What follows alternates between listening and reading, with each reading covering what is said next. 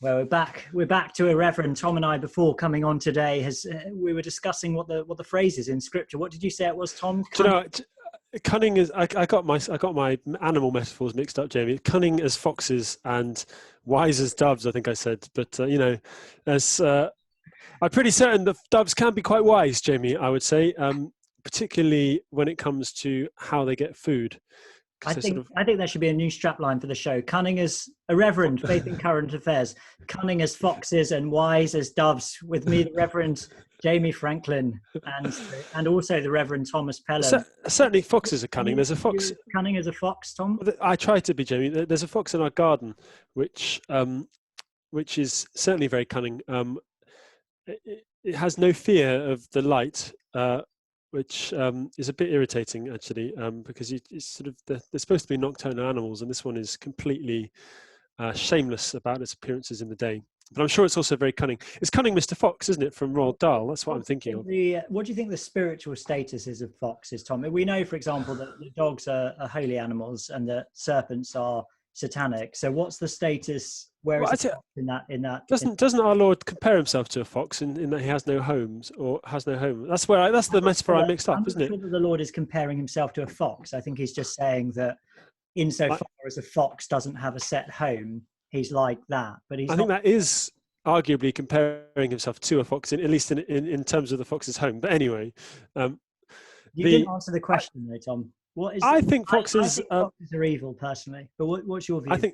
No, I agree. I'm generally when I was young, it's a heart sob story here. Really, we had two young rabbits, and they were literally weeks old. We had them and they were quite innocent, actually.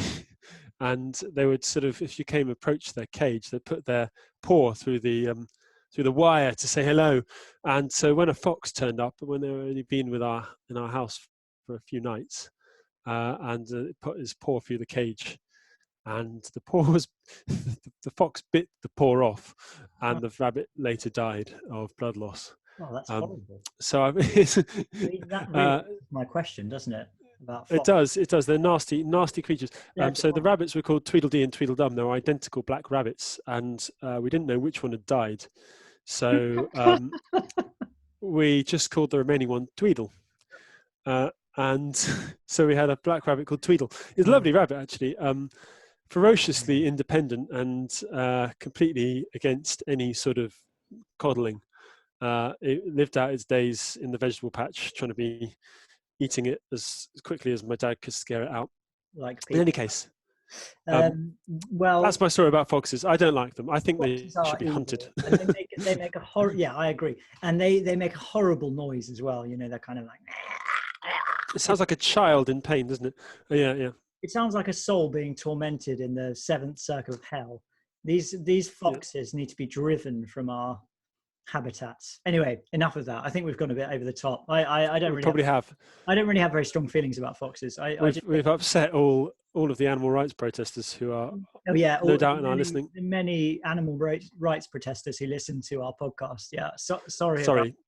On the spectrum between angels and demons, foxes are definitely towards the latter end. I think we've established that. But lots of people are going to be saying, "Oh, where is Daniel? Oh, because I get these emails and Daniel's not here. Oh, Daniel, he's so wise. He's like a wise owl." Well, the thing is, he's like an ecclesiastical version of James May. But the thing is Daniel is unwell with a migraine, which is very, very sad. And he was going to be on the show, but he's had to pull out the last minute. So we hope by the time he listens to this that he's feeling a lot better. So it's a shame. It's a big shame, but there's nothing that we can do about it. Please carry on listening to the podcast. We should be good enough for you. We founded the podcast. We did. Although Daniel, I think he's a nice counterbalance, isn't he? So, that sort of. He adds loads. He adds loads. Yeah. He adds a certain je ne sais quoi, an element of class that you and I, Tom, don't possess. We just don't have it. No. It's the maturity of age, isn't it? It is the maturity of age. Certainly, I think there's something to be said for that, isn't there? And maybe that sort of long experience of living in a place like Salcombe, which is always a beautiful place, isn't it, with interesting people and many anecdotes. So it's good to have, isn't it? Yeah, of course it is. But it's just the man himself is a man of serious quality, and that's why we get all these emails when he's not here. Oh, Daniel, where is Daniel? I was going to start listening to your podcast, and then I saw Daniel wasn't there, and I switched it off. Maybe we should put another camera in, Jamie, with just a Dalek, and then tell everyone he's in there.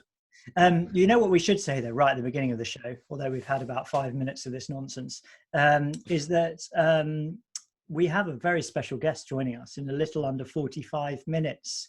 So if you are thinking, oh, where's Daniel? Then what you can do is you can listen to the 45 minutes now, because it's going to be really good, isn't it, Tom? It's always good. It's going to be really good, the 45 minutes, because we're going to talk about loads of good stuff. But in about 45 minutes time, Tom, did you know this? We're going to have the Rev'd Dr Bernard Randall joining us. It's going to be great, isn't it? Because he's a really interesting chap. We talked about him 2 weeks ago at length, and I think he's going to be a really interesting voice. Has a lot to say about well, hopefully he'll bring us up to date about what's going on with him, and give us some interesting tidbits about sort of the wider story that you don't get in those sort of press articles. So I'm really looking forward to having a chat. Yeah.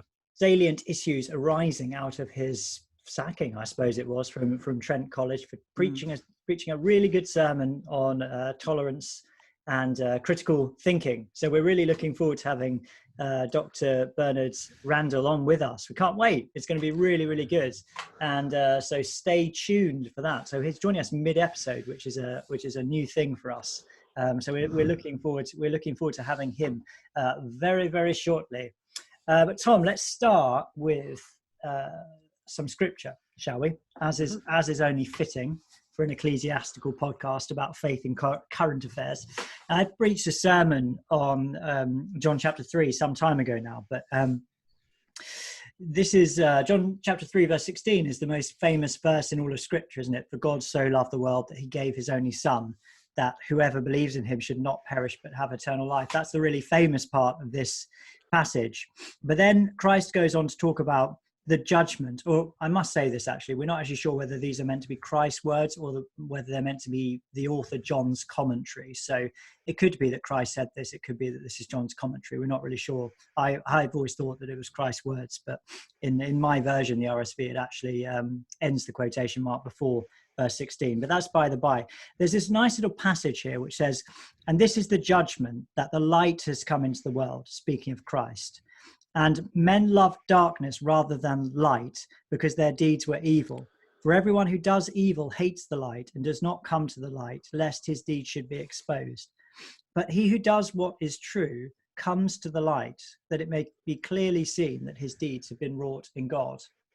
And I think there's a very, very powerful and vivid passage. And I think one of the reasons it's so powerful is because it speaks to an existential reality that we know when we feel guilty, when we feel ashamed, we want to hide what we've done. We're not proud of ourselves, and we feel that we want to go into the proverbial darkness. We don't want to bring our deeds out into the light. But when we have nothing to be ashamed of, we can be honest, we can speak truthfully, and we can go out into the world in an authentic way. Now, I don't want to sort of de-Christianize this passage, because it is talking about Christ. It's talking about Christ being the light and Christ being the truth, and for a fully truthful life to be lived out in the light of Christ and the revelation of God in Jesus Christ. So there's that aspect to it for sure, and that is the primary aspect. And then there's also the more general sort of existential or psychological observation about what guilt and wrongdoing and sin does to us. You know, it causes us to hide. It causes us, therefore, in public to be false and to be inauthentic. And the reason I was thinking about this passage, Tom, is because we've recently had this deposition by Dominic Cummings, and you're going to give us a little kind of précis of what was going on there. But my feeling is, you know, before this whole pandemic thing started, I was very cynical about politics, but now I sort of feel that basically, as I've said many times on this podcast, I don't believe what the politicians are telling us. I just think basically we've got to a stage now where everything is spin, Everything is, behavioural nudges and manipulation, and that very simple value of truthful speech, of being honest with people, of being an authentic person, seems to be increasingly lost from the public square in politics, but I think in other areas as well. Sadly in the church too. When was the last time that a politician actually resigned, from over a matter of integrity? It's sort of it's relatively. I mean, obviously we had Johnny Mercer recently, didn't we? But it wasn't really his integrity that was called into account. It was the integrity of the government. It was Mercer, wasn't it? Yeah, it was Mercer. Yeah. I mean, there was talk that he was going to be fired anyway, which I heard subsequently. So that could have had something to do with it. But he did frame it, at least, as a matter of principle. Which is, I mean, but there's a lack of integrity across all levels of all governance, and in sort of as the organisation, I guess, becomes more and more dominant, it becomes less and less. The idea that you might sort of resign over a matter of principle, or resign because you have done something wrong without sort of being pushed, seems to have been one that's banished to the 80s almost. Well, yeah. I mean, I think there's a sense in which just basic honest action and speech is absent from the public square. I guess that's the. Do you know, I agree, and when we were doing these, because we have this chat before we start about what the scripture is going to be, and I offered a slightly different scripture, but I think it actually chimes so well with what you've said, Jamie. I'm going to throw mine into the ring as well, because it was from our psalm from morning prayer today, which was 119, which is one of the great wisdom psalms. In fact, the great wisdom psalm, you could say. And this is verse 160 to 163. It says, "The sum of your word is truth, and all your righteous judgments endure forevermore. Princes have persecuted me without a cause, but my heart stands in awe of your word. I am as glad as your word as one who finds great spoils. As for lies, I hate and abhor them, but your law do I love." And I think there's, that you get that sort of, that again, that sort of dichotomy set up between the world of lies and the truth of God's word. And then we as Christians, we dwell in that truth, and we should find that world abhorrent even, I think it was, the princes have persecuted me without a cause. I mean, we've all been persecuted without good cause in the last 18 months. I think is fair enough to say. And so sort of that chiming with that idea that the world will persecute truth. And they're now locked into lies. They can't break them, because to break the lock of lies on the heart of this nation's government would be to bring the government down. There is this like an inoperable tumor at the heart of potentially not just our government, but the sort of democratic state. And I think there's a real problem there. It's going to take years of people of integrity to sort it out. Yeah, and it relates to that notion of the sunk cost fallacy, which of course we've heard so much about, that in order to actually turn around now from what's going on, there would have to, the government and people who have been going along with it would have to admit so much real negligence and damage that they've caused. So Cummings, let's talk a bit about him, because what's he actually been saying? Because I found the clips that I've heard deeply inauthentic, I have to say.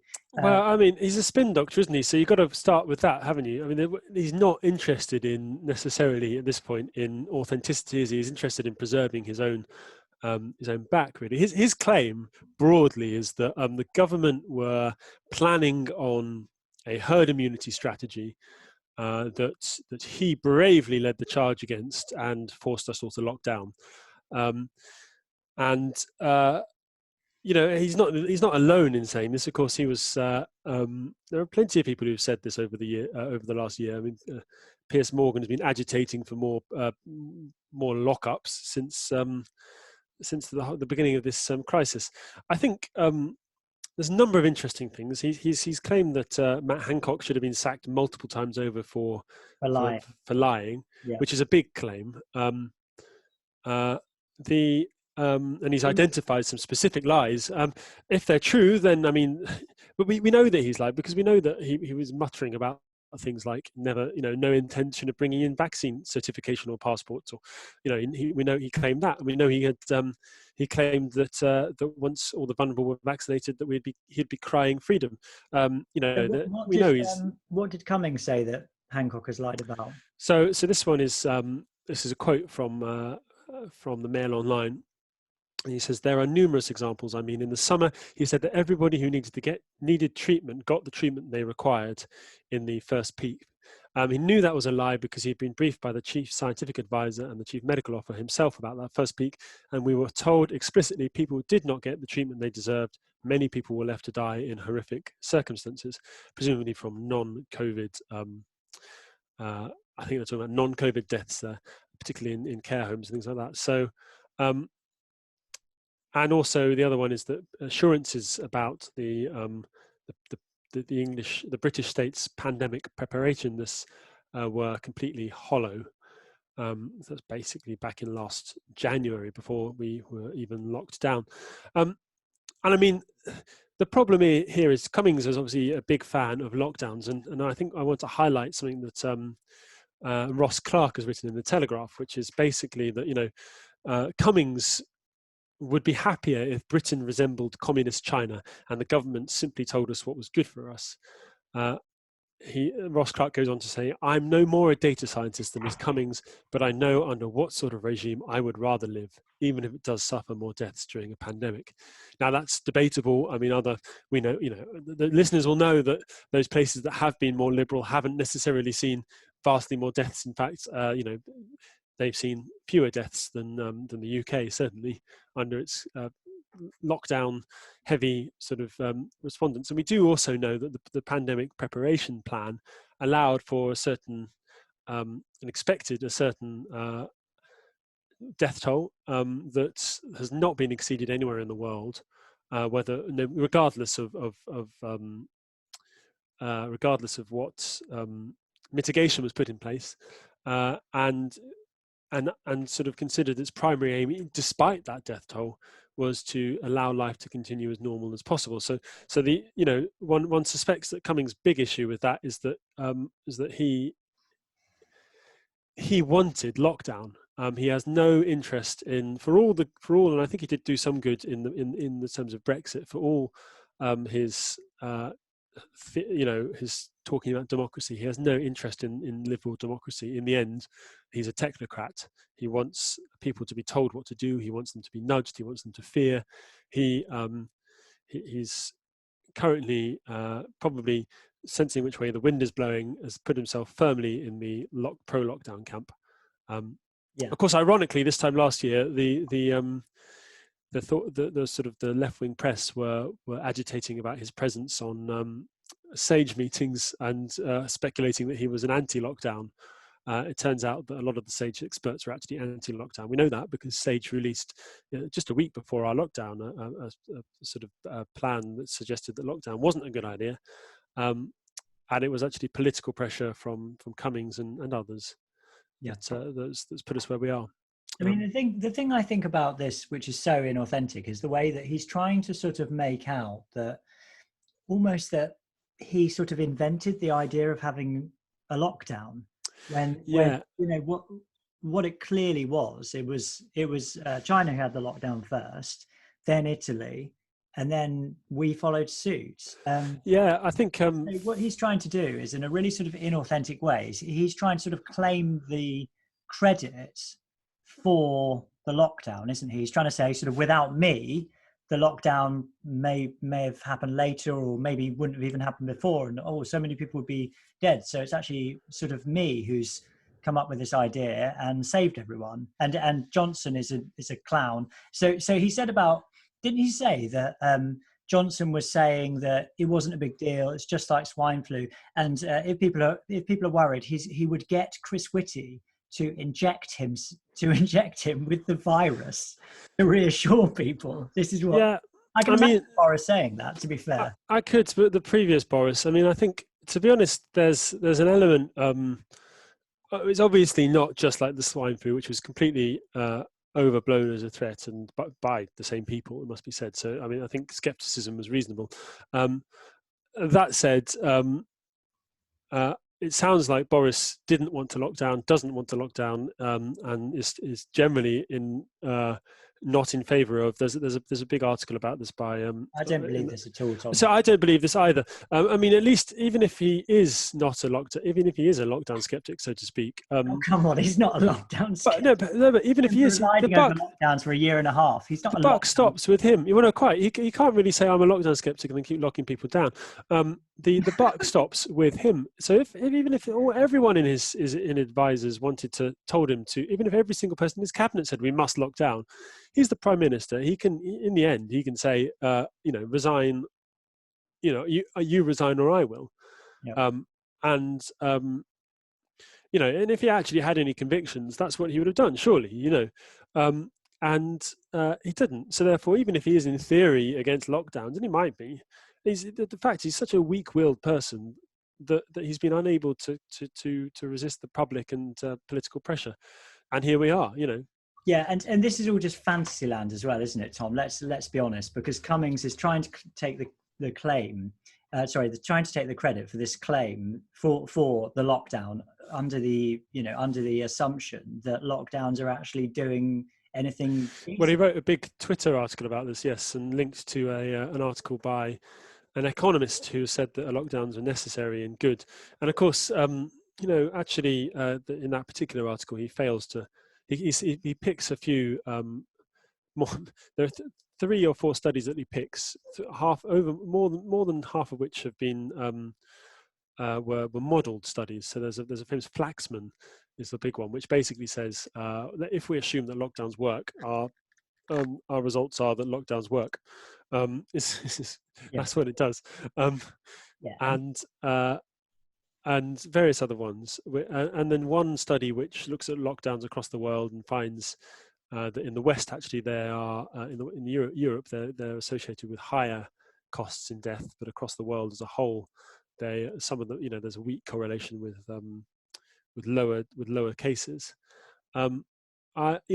Whereas we know that there are other studies which actually don't find that find lockdowns make very little difference, and The point is really we don't need to argue about these small things, though, Jamie. There's no point saying, oh well, there might have been an extra few thousand deaths here or a few thousand deaths less there. The point is that nowhere across the world has seen deaths that justify the sort of measures that have been put in. That even if they were justifiable. So places like Sweden, places like Florida, places like Texas, South Dakota, all show us that if you leave this, if you manage this epidemic using traditional methods, which is public health advice, and very little else, then is not leading to mega deaths. It's not leading to the sort of deaths that were predicted by politicians and scientists at the beginning of this. And so it's quibbling over whether it's slightly better or what's optimal or what's not. In the end, we're a liberal democracy. If it would have had a few hundred, even if it was 100,000 more deaths in the UK, it would have been awful. But it would have at least been able to say, we're a liberal democracy. We have liberal convictions. We will stand by them, and then we won't. Then we wouldn't. We'd still even then been under the pre-pandemic planning sort of numbers, and we wouldn't see the ongoing problems that we're going to see from the lockdowns. So inflation is going to rise, joblessness is going to increase. We're already seeing economic issues on the horizon. You can't pump £1 billion into the economy a day for half a year. I agree. I agree, Tom. I think the thing is with this quibbling thing, it's almost even worse than what you imply, because really when you look at this whole situation, it's all predicated on falsities and half truths. I've read quite a lot about the PCR test recently in Dr. Joseph McCullough's book, in Sebastian Rushworth's book, and also listening to Rainer Fulmick, I think his name is, who's doing this class action lawsuit. The PCR tests are probably useless in detecting active infection. Well, they are. They can't distinguish between inactive and active infections. So they don't even tell you anything, they're also being used inappropriately in the order of the magnitude they're using in terms of the cycle rate.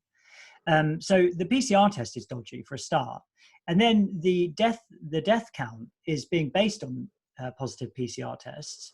And it's like anyone who's had a positive PCR test within 28 days of dying has been counted as a COVID death. So all of these numbers are completely unreliable anyway. And speaking of sunk cost fallacies, we were talking last week about the whole thing about absolute and relative risk with the vaccine, weren't we? Mm-hmm. And I've actually done a little bit of reading about this, and now I understand this a lot better. So the one thing I didn't realize about the vaccine is that the vaccines have been they've been trialed to demonstrate a reduction in positive PCR tests, right? So not even infection, and certainly not transmission. This is what they've been trialed to show. So here we've got a letter in the BMJ by Dr. Alan Cunningham. This is about the Pfizer vaccine, right? So specific data are not given in the trial report, but it's easy enough to approximate the numbers based on the 94 cases in a trial that has enrolled about 40,000 subjects.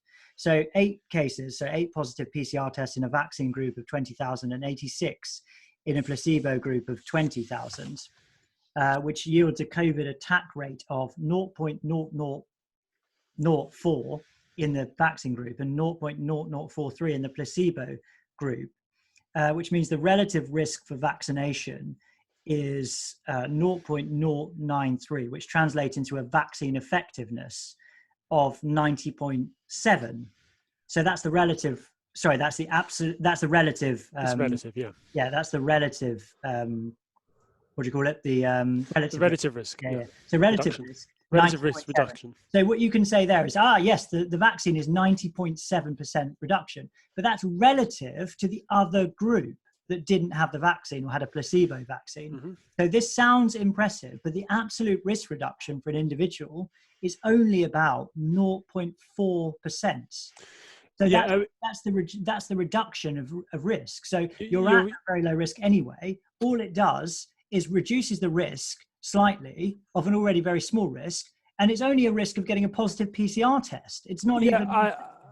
I think you have to. I mean, there's another thing going on, which is, of course, that absolute risk depends on the state of the pandemic. So they did all the trials when the pandemic was waning, pretty much, in last summer. So the absolute risk will change. Yeah, but they don't make any comments. These trials don't make any comments about the absolute risk. They don't, because it's impossible to because the absolute risk involves not just your chance of getting it. Sorry, not just your chance of developing symptoms or positive PCR tests, but also your chance of actually catching it. And also the absolute risk obviously changes dramatically with age.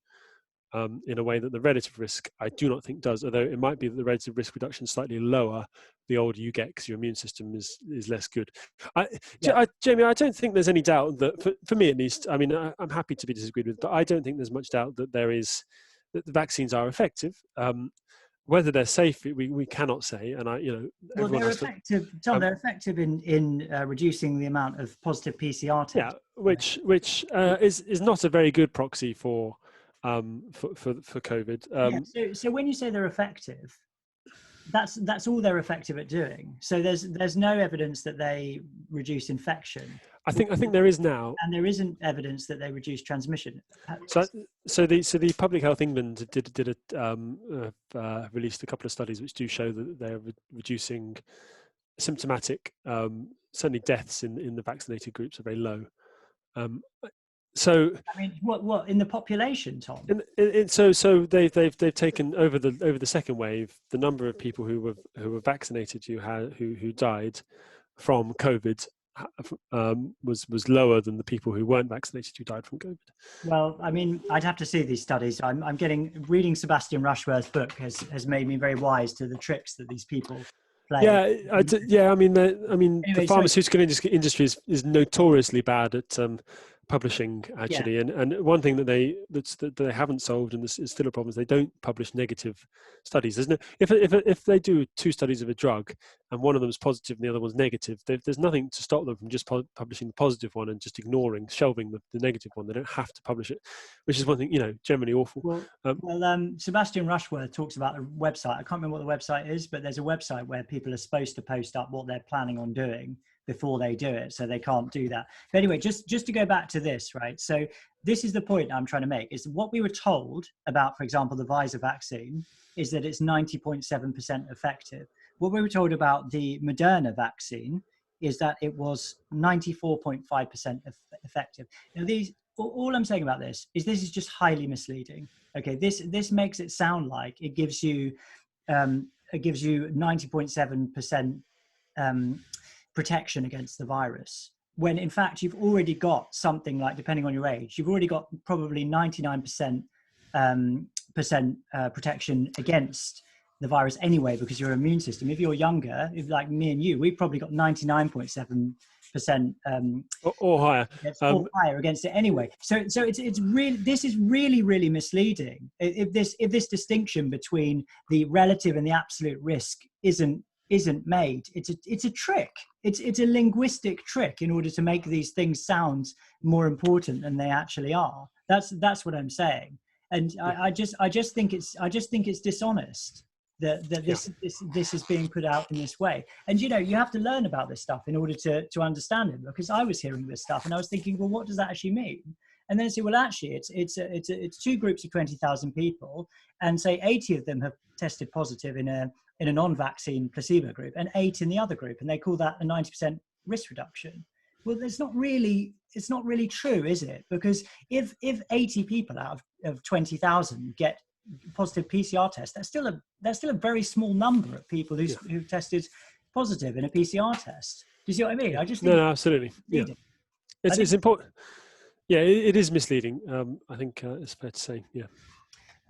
Yeah. Well, so anyway, I'm glad I've got that off my chest, Tom, because I found that annoying. I'm getting quite good at science now, Tom. Don't you think? I'm learning. I've got no science degrees, Tom. I got a double C in GCSE science. And yeah, I'm learning all of these statistical stuff and studies. They're not that hard. I mean, statistics is not that hard. It's worth getting into a little bit, because they're used they're used an awful lot of, and they're always misleading or often misleading. Statistics. One of the best things to look at is what are the when you've got a graph turning out, what exactly is the graph saying? There are all sorts of ways to fudge graphs. Honestly, Tom, Sebastian Rushworth's book is really good. It goes through all of this stuff that people do in order to make studies seem more successful than they are.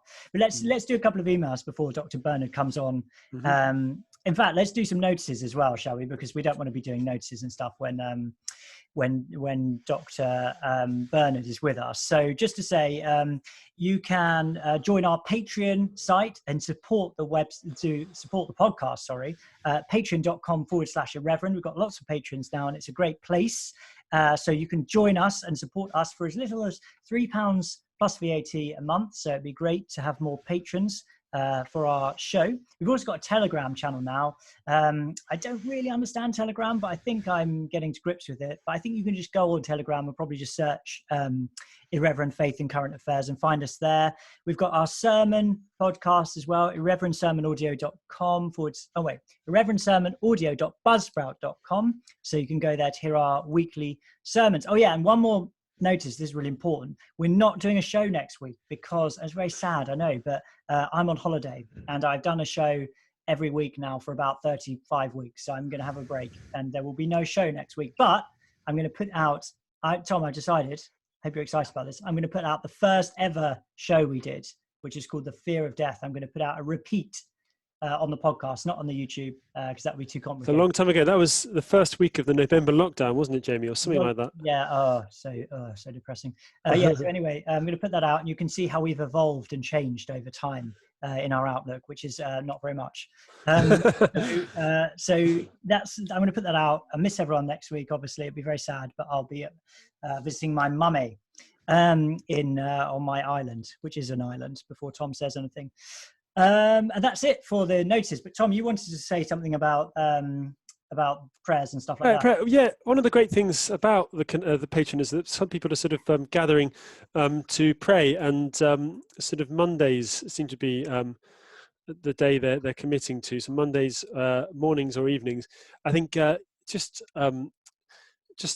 what a wonderful thing to have growing out of it, more prayer.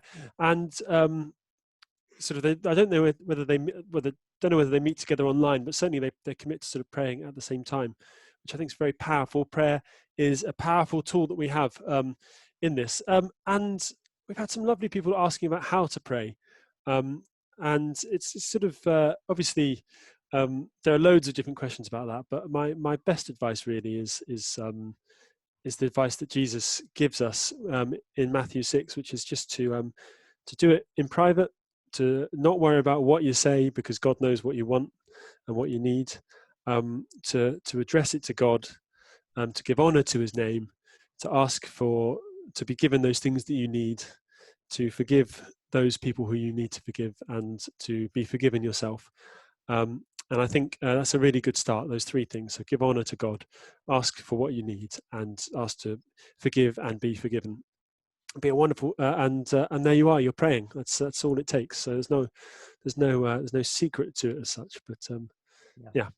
That's great. Well done, Tom. Good exhortation to prayer. And if you join the Patreon group, you can get all the updates on there for those Monday prayers. Let's do a couple of emails, shall we, in the sort of 5 minutes that we've got remaining. So one from, there's quite a funny one here. Let's do this one first. Neville sends in an email called The Pantomime, saying, has anyone concluded, like me, that COVID-19 is a pantomime? Boris Johnson is principal boy. Stupid, but well-meaning. Neil Ferguson is the pantomime villain, boo hiss. Lockdown, face coverings and social distancing are the three ugly sisters. And the BBC is the fat dame. I'm not sure why that is. Stirring up frenzy and orchestrating the mockery. Oh, no, it isn't. Oh, yes, it is. Gove and Hancock make up the pantomime horse. Hancock in the rear.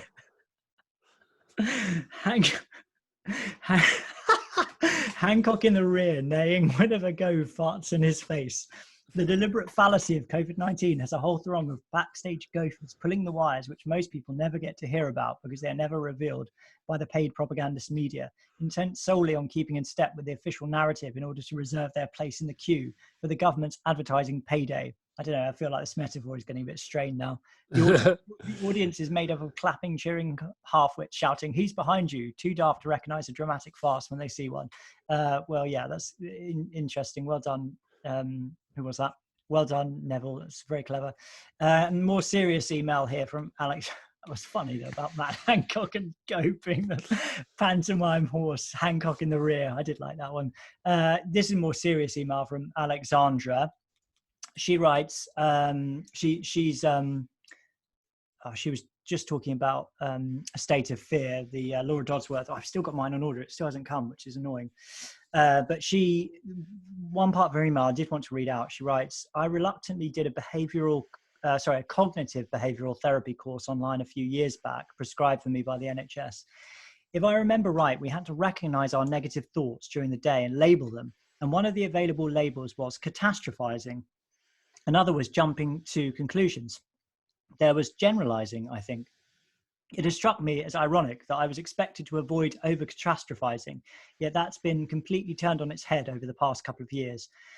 I have found myself washing bananas and milk bottles and leaving boxes of porridge, oats in a cupboard for a week before I let my mother touch any.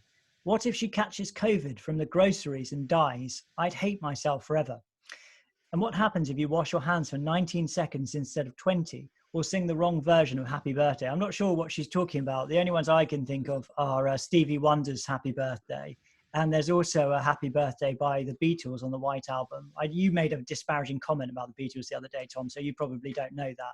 But No. Can you think of any other versions of Happy Birthday besides? Well, I know that that Disney have the copyright's lapsed, hasn't it? So we're all allowed to officially sing without paying Disney royalties. Are you talking about the original Happy Birthday? The original Happy Birthday, yeah. But I don't know of any other particular. You know the Stevie Wonder cover? I don't know the Stevie It's Wonder not a cover; it's a reimagining. Yeah. Happy birthday to you. That's the Stevie Wonder one. I think I know that from Spaced, actually. Yeah, you might do. Yeah. And Yeah. then the Beatles one is like it's like a 12-bar blues. It's good, it's a good song. Although you don't have the taste to appreciate the Beatles, very very sadly. By the way, just to say, when Tom and I have this banter, which mostly consists of me just saying sort of vaguely abusive things to him, this is all just light-hearted, isn't it, Tom? You're not sort of you're not deeply wounded in your soul, are you? Well, I'm just being bullied and forced to go on Zoom every week. Yeah. No. This is what happens to Richard the Hamster Hammond on Top Gear, though. So it's totally. It is. Well, do you know what, Jamie? I was thinking, like, even if you're not here, I thought I could probably do a reasonable impression of you, and we could keep going. So I've got a silly hat somewhere, and I just have to make my voice a little bit high pitched and claim I'm from an island. And my voice is not high pitched. It is. It's higher pitched than mine, though. I've got isn't it? dulcet tones. I just going back to this email. Yeah, go on. I don't know, actually. No, I think I probably said. I think. But presumably, Katerina is sort of woken up. Sorry, Alexandra's woken up from this now.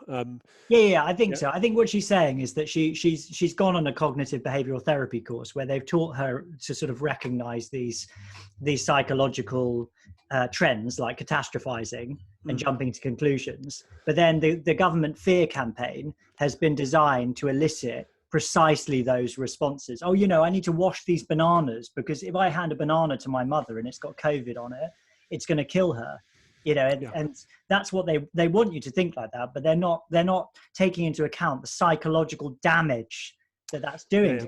And this is why things like, I don't know anything about cognitive behavioral therapy really, but this is why presumably these things exist in order to help you to have healthier patterns of thought and emotion so that you can be calmer and more peaceful and less anxious and depressed, right?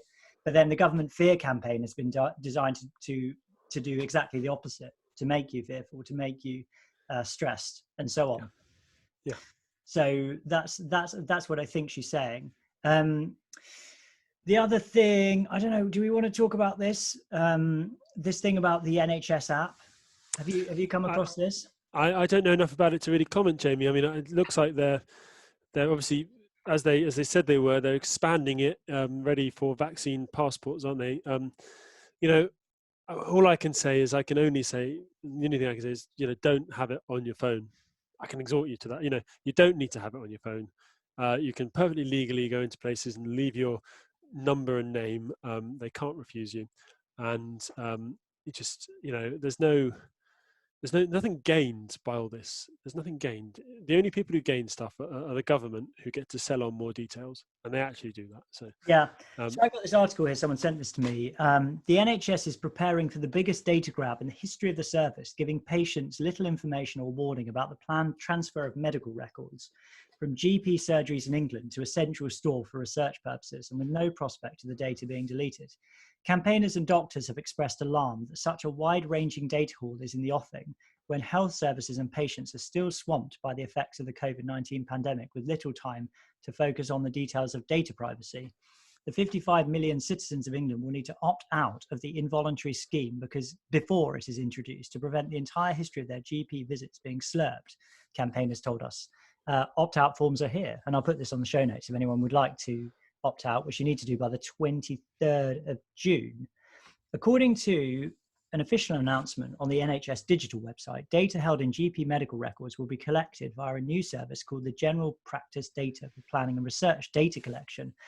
It will receive the General Practice Extraction Service, which has operated for over 10 years. Sounds painful. The new service comes with a broadband remit. The data will be used to support the planning and commissioning, blah, blah, blah. The service will collect data about diagnoses, symptoms, observation, test results, medications, allergies, immunizations, which means vaccines, doesn't it? Referrals, recalls, and appointments, including information about physical and mental and sexual health. It will also collect information on data and sex, ethnicity, and sexual orientation, and data about staff who have treated patients. They said names and address won't be collected, but can we really believe that? And we shared from 1st of July, and so on. So you can opt out of this. Dr. Neil Battier, a Hampshire GP, I used to live in Hampshire, nice place, an information governance lead told the Register, which is this website, that it was the biggest data grab in the history of the NHS. It is going to be a strangle. If you want to a scramble, sorry, not a strangle. It's going to be a scramble. If you want to opt out, you need to do it now. You cannot change that in 6 weeks' time. You can only prevent new data going on the system. The health service is distracted with COVID. GPs are drowning. We would like to do something about it, but the government slips this out and there is no going back. So there is this data collection going on, Tom. What do you think about that? I can believe it. Well, the government loves data, doesn't it? And they love centralising, and but the problem is these things just become more and more sort of laws unto themselves the more you do it. I would resist it personally. I mean, it's up to every listener. But again, there's nothing. What does it actually gain you? You know, the people who need to know your data are your doctor, yourself, very few other people. And then if you need to have another doctor come in, they need to know. You know, obviously the relevant things will be shared, but there's no overriding need for anyone to have all that data. The idea that it can't be deleted seems quite awful as well. I'm not sure how that sits with GDPR. In fact, I'm not sure how any of it sits with GDPR. But did you see that video I sent you? It was an image, sorry, of these cows in a pen, and one of them is pointing to a meat factory. Yeah. And then there are two cows in the foreground laughing and talking to each other and saying, "Oh, I see the old conspiracy theories is at it again." You know, like this cow pointing to the meat factory and trying to warn the cows, and the other ones are laughing and saying, "Ha ha ha, conspiracy theorists." I mean, if you did think that the government were preparing a system of digital surveillance monitoring control, it would probably look something a lot like this, wouldn't it? Yeah, I mean, an NHS app which was ostensibly about just tracking your movements, but is now about collecting your personal information, and also creating a kind of centralized digital database where all of your medical records are going to be kept, including things like your sexual orientation and your I can't remember some of the other things, but you know, it would look an awful lot like this, wouldn't it, Tom? Don't you think? Yeah, I think it might do. I don't think there's enough competence, to be honest. This is the thing. Government systems just don't work very well. They never have. Big NHS. Yeah. But this is one of the reasons I think that the Great Reset may fail in our country because of incompetence. It will fail everywhere, because ultimately the sort of the idea that, you know, centralizing everything is possible is really inefficient ultimately, because you only have, like, you know, a few people running everything, and eventually it falls apart. But it's so bad in our country, it's so inefficient, that I almost think maybe the Great Reset won't even get off the ground in our country, because they'll just mess this up. Do you know what I mean? They'll just misplace the database. But anyway, Tom, you know what's really, really exciting? Our guest. You know what's super exciting is our guest, Dr. Bernard Randall, is coming on. He's in the waiting room now, Tom. Are you excited? Very, very. Well, without further ado, let's admit him now and see if we can get him to join us. Here we go. Let's see if Dr. Bernard is coming through. I've admitted him now, and we are just waiting with bated breath. Ah, here he is. Dr. Randall. Oh, his screen is frozen. We cannot hear him. He's got lots of books, though, which is what I was expecting. Frozen on me. There we are. Hello. Ah, hello. Hello. Hi. Good afternoon. Hi. Good afternoon, Dr. Randall. It's great to have you on. Thanks so much for coming on our show. That's my pleasure. I'm getting messages saying my internet connection is unstable. So the bars on the bottom of the screen say I'm okay. So we'll see what happens. Okay, we've just got to, I think in this new age of digital communication, I think we just have to go with it, don't we? And just try and do our best, really. But it's wonderful to meet you. So I'm Jamie, and then above me, I don't know where he is on your screen. And underneath me on my screen. Yeah. All right. I'm Tom. Hi. And you're the Reverend Dr. Bernard Randall. That is correct. Very same. How would you like us to address you? Bernard, I think generally, I generally say to people, unless it's absolutely offensive, I don't mind what I'm called. So yeah, that's fine. Yeah. Okay. Well, Bernard it is then. We were just when you came on and you froze for a second. We were just admiring the sheer amount of books that you're surrounded by. It is very impressive. Yes. Well, this is part of the collection. Because I haven't been in a vicarage, I don't have a big enough study to sort of put the books tidy, hence they're somewhat of a mess. Yeah. But yeah, what you can see represents half, I guess, of. I won't pretend I've read them all, but you never know. Someday. Yeah. Well, you don't. I've got. I don't know if this is the same with you two, but I've got a sort of systems of useful books. And then as you go down my shelf, because I'm quite tall, so the ones the ones that are at my height level are the useful ones. You get to ones where I think I don't think I'm ever going to read that, but I'm just going to keep it on my shelf just in case. Yeah, you'd put your back out reaching down there, Tom. Yeah, yeah. Yes. Go ahead. I was just going to say, I think for me the system is if it's flat on the shelf, it's one that I intend to read at some point soon. But those piles grow faster than they shrink. Yes. Very good. I understand this will please Tom. I haven't mentioned this, but I understand, Bernard, that you're a bit of a Star Wars fan as well from our correspondence. Is that right? I am indeed. Yes. Yeah, definitely. Fantastic. Yeah. Don't talk to me too much about episodes 1, 2, and 3. But, well, we I think we virtually deny their existence, especially was it 7, 8, and 9 that we. Oh yeah, I hated episode 9. I've still not seen it. Have you not? The second time I watched it, it was better than the first. I think the ending is still a bit lame, but nevertheless, that's. I think my problem with all three of the later ones is that they didn't have the courage to try something new, and so ended up squashing modern stereotypes into an old story, and not really doing either very well. And it's so you ended up with a situation where you couldn't help but sort of compare Rey to Luke, which is unfair on her because she's never going to be able to sort of live up to that to that the story that was told in those original 3, because it was told very well, and then they sort of tried to tell exactly the same story, at least for the first one, and then this, even to the point of having the same sort of almost scenes replicated. I didn't appreciate that. I think there was a good film that could have been made out of looking for Luke. And it would have sort of had that sort of sense of exploration, and sort of discovering something new, maybe some new types of planets or some, the universe is huge, and as it was, you ended up with the sort of the plot of the first one with the sort of slightly sidelined. Let's look for a map that was set up. I don't know. Yeah, a MacGuffin. We should stop talking about this in a minute. But the thing I didn't like was the way that Rey. This is going to ruin the last one for you, Tom, but it's rubbish anyway. But Rey turns out not to have come from anywhere special. Yeah. It's like, oh well, it's just the hero within your, inside yourself type thing. And I think that's a kind of a subversion of the kind of archetypal reality that the original trilogy was playing into. So I didn't like that. But anyway, I think we should. Unless Dr. Bernard, do you want to come back on any of that?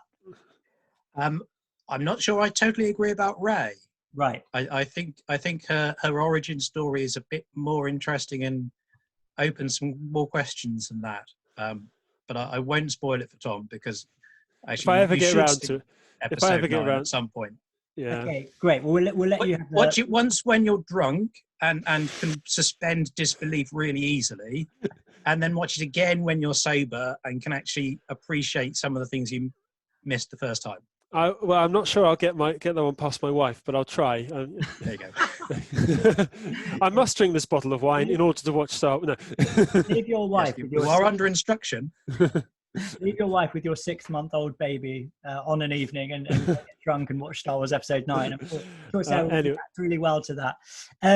No, we would never do that. Never do that kind of thing. But let's talk a bit more seriously now. So Bernard, it's great to have you on, and obviously we're really looking forward to talking about your experience at Trent College, which actually, do you know, I live in Nottingham too, so it's yes. I live in Wilford, just south of the city centre, so it's not far away from me. But I thought what would be good to begin with is just to get a little bit of a background about you, who you are, what your experiences were prior to working at Trent College. A little bit, maybe I'd be interested to hear a little bit about your your PhD and your time. I believe you're a chaplain at Cambridge, weren't you? So do you think you could talk us through a bit of the background? Brief life story. Grew up in a vicarage. Yeah. I have two brothers, neither of whom ever darkened the doors of a church. Mm-hmm. So I made my own choices. It's not like I was forced into it or anything. And for a long time said, "Oh no, I'll never be a vicar. There's no money in it." And the second bit of that was true. But the first bit turns out not to have been. Went off to university doing classics, and my PhD is ancient history. Oh, okay. And while I was doing that, the call to ministry came and was explored. And so I went from my PhD to St Stephen's House in Oxford to read theology. Very good.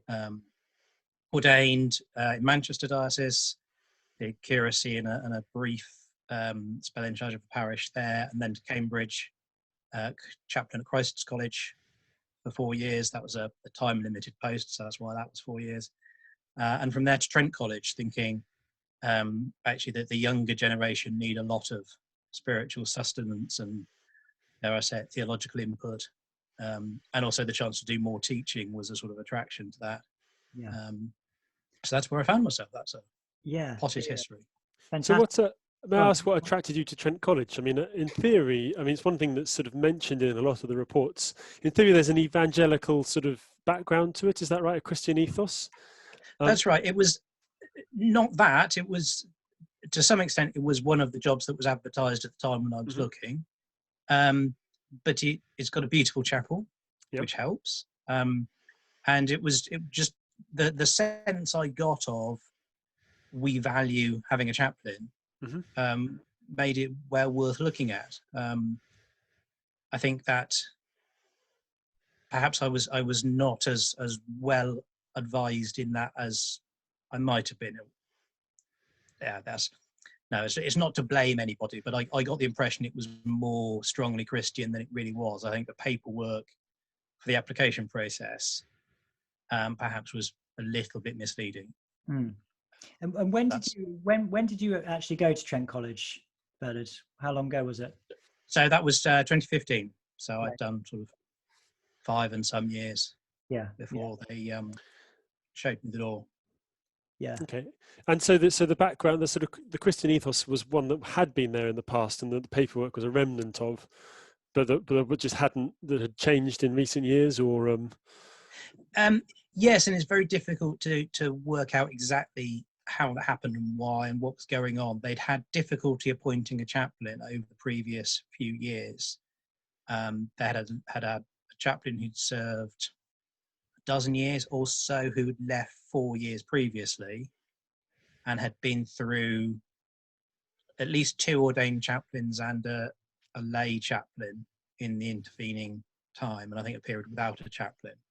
So it may be that a long period without a chaplain meant that the important people weren't just thinking about what it means to be a Christian school or how that plays in the life of a community. So that's not to blame anybody, definitely, but just sometimes these things happen. You don't realise until you arrive that the character of the place is not what you thought it was, and I think that's true in parish ministry. On paper, a parish might look lovely and delightful and welcoming, and actually in reality not so much. And they do the induction, and then you get to your first Sunday and they say, "Oh, by the way, Vicar, we didn't tell you about," and then it's too late to go, "Oh no, I don't want to deal with that," whatever it might be. Once you moved all your life to the which you do as a vicar, don't you? You move your whole life, your home, your family, everything. Are you a family man, Bernard, or is it just you? Or yes, I have one teenager who, talking of Star Wars, we went to see the episodes 9 as a sort of part of a triple bill, 7, 8, 9 all in one evening. Oh wow! 9 starting a minute after midnight. So. Oh my goodness! That's hardcore. I'm not sure I can do minute after midnight these days. I was surprised at myself. Yeah, quite a lot of sugar. Well, so when you went to Trent College, that was in 2015. So what was it like? In the intervening time, kind of leading up to these or before, let's say, these events, the incident that we're going to discuss in a minute. What was that? What were those 5 years like? I mean, you've kind of hinted at it already, but what was your experience there from, say, 2015 to 2020? Well, I mean, I've hinted at some of the sort of the slightly negative. There was a certain amount of frustration that the Christian faith wasn't taken as seriously as the paperwork suggested. On paper, one of the things in the school rules is everything we do, both inside and outside the classroom, is governed by our Christian values, or words very much to that effect. And you would think, great, you ought to see signs of Christianity everywhere, but there weren't. If you took the chapel building out, I'm not sure how you would know. And there was one time when I went to the head and said, look, wouldn't it be lovely if we just had a cross above the entranceway into the main school building? And that wasn't really thought to be appropriate. So it's that kind of thing. On the other hand, lots of really good supportive colleagues, good children. I enjoyed the teaching, and I'm not a trained teacher, but I was supported to develop the skills, and actually I think I was doing a pretty good job of it, teaching A level as well as lower down the school, engaging with the junior school as well, and enjoying that. And as a sort of indication of how I think the community received me, every year there's a children in need football match between the staff and one of the boarding houses, the boys' boarding house with the sixth formers. And obviously there were more staff willing to play in that than 11, so it was sort of rolling substitutions. But whenever I would go on the pitch, the volume of the crowd rose immensely, and the sort of the chants of Father Bernard scores and we're coming on from the pupils. That was a sort of good-natured warmth that I felt from pupils, and I think likewise with the vast majority of staff. Yeah. So it was a happy environment in lots of ways to work in. Yeah, absolutely. So very good. So I guess now, sort of genealogically, we come to the big incident, as you said in our correspondence, that which has made you rather famous recently. So do you want to just talk us through this? So the stuff that I've read, it sounds to me like and correct me if I'm wrong, but it sounds to me like one of the things that kind of led up to this was this visit from Ellie Barnes to the school with the Educate and Celebrate curriculum, or whatever it is. Is that roughly where this story starts, or does it start somewhere else? I mean, perhaps you could just talk us through it a bit. Yeah, I mean, that's there is a sort of a slight antecedent to that, in that each year, well, a couple of things. Each year in the summer term, I would ask pupils for their suggestions for topics to cover in sermons, and I'd get a range of suggestions. And also each year in the Lent term, I'd do cafe chapel, which was basically just start with prayer, then do a Q&A, and pupils could ask me, or staff indeed attending could ask me absolutely anything they wanted. And so LGBT stuff came up at cafe chapel quite often, because that's an area of life that people are interested in, and probably know the church has opinions. So I told them what the church's position is, and left it open at that. And there were a couple of members of staff not totally impressed with honesty, as it were, and said I need to be really careful with how I talk to the children about this, and not to say anything offensive. Well, actually just saying this is the church's position can't really be offensive in any meaningful way. So I said, yeah, fine, I'm not planning to say anything offensive. I'm not going to use any slurs or anything ever. And as far as I was concerned, that was that. They'd say, oh, I don't really know anything about the Bible or Christian teaching, but be careful what you say. And I'd say, well, yeah, obviously, duh. Not quite in those words necessarily, but that was the import of it. So there are a few members of staff possibly thinking, oh, you can't talk about these things. Yeah. I think, or which is not really realistic in today's society when these are big topics. It doesn't sound like, sorry, it sounds like more that they were kind of saying, not just that you shouldn't talk about it, but actually the point of view you wanted to put across just couldn't be spoken in what they, in their context, which seems a little bit, we were talking about this a couple of weeks ago. It's not how a liberal society decides on what it believes, is it? It's antithetical to the idea of sort of classical liberalism. Yeah, and it is it's straightforward prejudice. And we've decided what topics are acceptable and which are not. And you shall not speak of those topics we've already decided are not acceptable. And they never said you shall not speak of them. But I think there is a sense in which they were trying to close down that discussion. It's not as if I ever said, these are my views. I would always say, this is the view of the Church or the Church of England, or this is a view shared by probably the majority of Christians. The majority world Christian community would take the traditional position on matters of sexuality and marriage and so on. Yeah. And that's just a fact as far as I can see. Yeah. And if you can't speak facts in a school, something is quite seriously wrong, I would suggest. But maybe that's my naivety, thinking that education is about teaching children stuff they didn't already know. So anyway, so then in where are we? September 2018, we had this visit for staff training inset from Ellie Barnes from Educate and Celebrate, which is all about embedding gender and gender identity and sexual orientation in the school curriculum or something along those lines, which I would say that's a slightly odd thing to want to do. It's important that in appropriate contexts, things are talked about and children know that some people in the world are same-sex attracted and that they should not be discriminated against, and sexual orientation is a protected characteristic and so on. Now that's all uncontroversial, but to embed gender identity in the curriculum is goes beyond just an ordinary sort of let's all treat everybody with respect, as far as I can see. So we had the staff training where she was presenting these ideas, and she had the staff chanting about the need to smash heteronormativity. Right.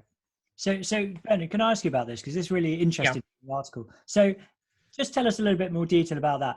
At some point in her talk, she said, "What? Now we're all going to start chanting together." And how did that actually happen? I mean, because I've seen some crazy things at theological college, but nothing like that. So tell us a little bit more about that.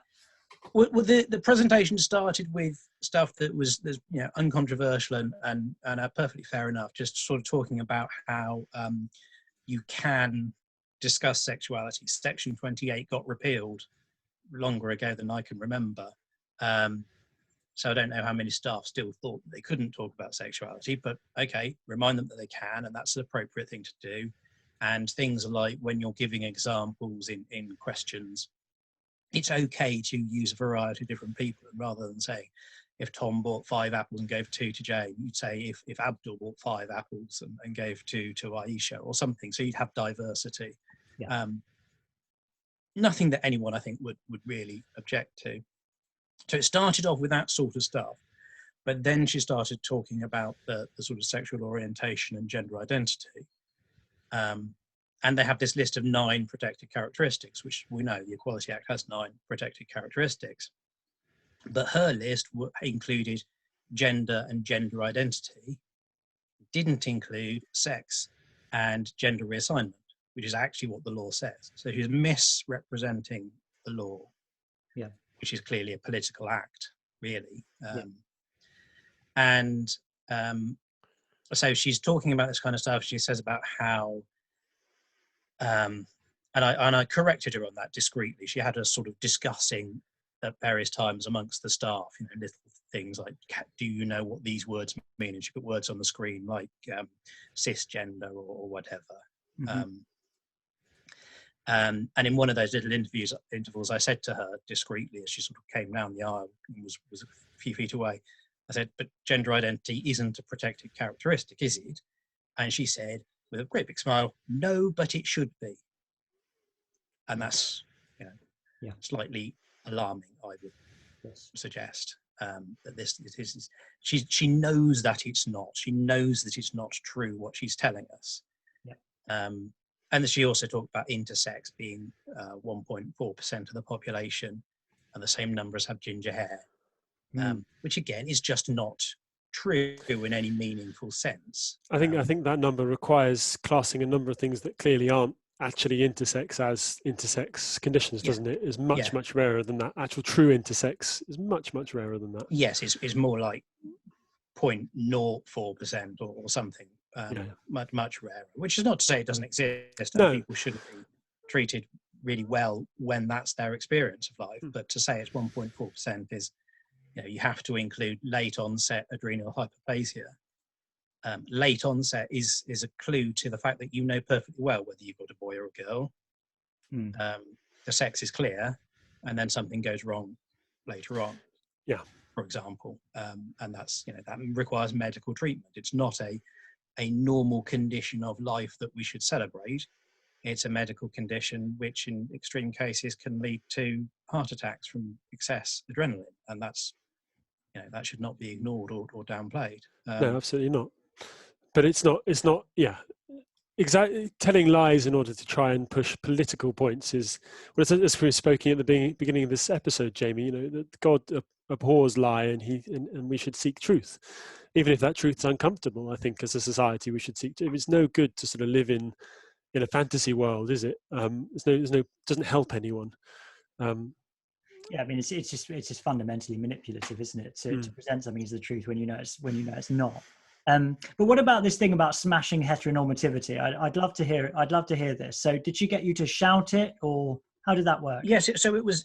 I mean, she built up to various things and showed there was a video where people behind a screen were sort of kissing, so you just saw the silhouette, and then they come out from behind the screen, and it turns out that there was one black and one white, or two men or two women, or the and there's the sort of strap line of love is love, which again is not necessarily a helpful way of understanding the word love. If you read your New Testament and see how many different words there are for love, that that's not straightforwardly something that you would take into a Christian school and just assume that everybody knows what that means. So there's a lot going on, but she's working up to a very sort of emphatic affirmation of everything LGBT, or LGBT plus, in fact, and in encouraging that. At one point, she put up on the screen various things, and the one that stood out was smash heteronormativity. And so it was a sort of call and response along the lines of, so what do we want to do? All shout and smash hetero, and sort of repeated several times. So it was kind of like a football crowd chant, as it were. Right. And who was in the room? Was it teachers and staff in the school? Yes, I think it was all. It was only staff. There were no pupils or anything. It was staff inside. I don't think the non-academic staff were there. So it was just teachers, as I recall, from both the senior and junior schools. Right. And what was was everyone else happy with this, or were there various people who were a little bit unsure? Well, hard to tell, because I was sitting nearish the front, and the staff, being all good Anglicans, were sat at the back. Mainly, but lots of people joined in with the chanting, whether that's because they agreed with it or because they just felt a bit uncomfortable not joining in, didn't want to be the one who stood out as somehow opposed to it, or what, I don't know, in fairness. And the sense that I got from talking to a number of members of staff afterwards was that they weren't totally comfortable with the whole thing. But that there may have been others who were fully supportive and behind it, and they probably, many of them, just didn't appreciate how political what they were doing actually was. I think that's fair enough to say. I mean, just the sort of the bizarreness of it is palpable, isn't it? To get a bunch of adults in a room and get them chanting something over and over again, It's just it's almost like it's almost sort of cult-like, isn't it? It's sort of it's a sort of fundamentally tribal action to get people to chant things. What's the actual sort of pedagogical purpose of getting a group of people to just chant something? It's very sort of, I mean, if I was there, I'd feel, well, this is like an act of aggression. You know, if you don't do this, if you don't chant, it's like the 2 minutes of hate in 1984, isn't it? Yeah. If you don't chant, then you are other, you are outside of the agenda, and therefore you are a target of. Yeah, of it was certainly uncomfortable for me. Yeah. Because, you know, part of being ordained is you have some fairly clear ideas about spiritual and ethical matters. I hope that's a given. Yeah. Whatever your opinions might be, they ought to be clear and sort of well established. And so to be put in a position where there is a sort of pressure to conform to something which is quite contrary to what I understand the truth to be, very uncomfortable. And I throughout the whole thing that the school has done, there's been lots of talk about, oh, well, you have to consider people's feelings. You know, how do people feel listening to the idea, you know, that in my sermon? How would people feel listening to this, thinking that what they think is put into question? Well, up to a point, fine, though I was pretty moderate and balanced, and you know, no one was forced to accept any point of view.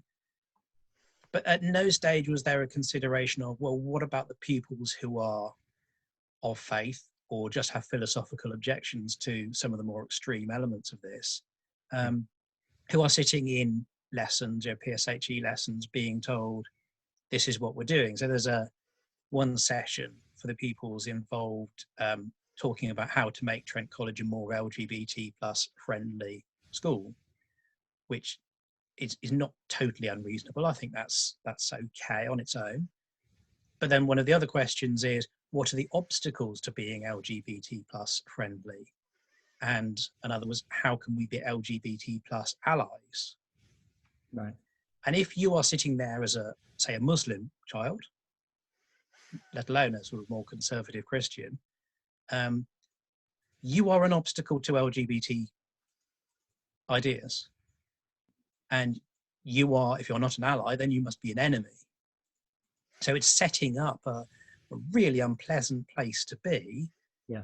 But if the school is approving this, if the school is saying this is what we're doing, this is our policy, this is our agenda, this is our position, how does the child, or indeed the teacher delivering a PSHE session, feel about what position they're put in? Yeah. And I think they feel pretty wretched. Yeah. That's how I would expect. Yeah. And certainly I picked up some of that sort of stuff from talking to staff and pupils. And I never went to anybody and sort of quizzed them on this, only if they introduced the topic. Or you know, sometimes it was just comments in passing about not really sure what this means and stuff.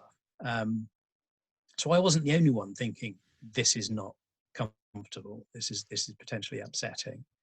And so when they say what matters is how people are feeling about this, actually what matters is how the LGBT people are feeling about this, not how people are feeling about this. And there are different legitimate viewpoints on this question. And that's really what my sermon was designed to address. Is there are different viewpoints. And if you have a properly held viewpoint on this, which differs from the educate and celebrate agenda and the things the LGBT activists want to propose, you're entitled to that belief. You're entitled to that opinion. Yeah. And that's how liberal secular society works, as you said, Tom.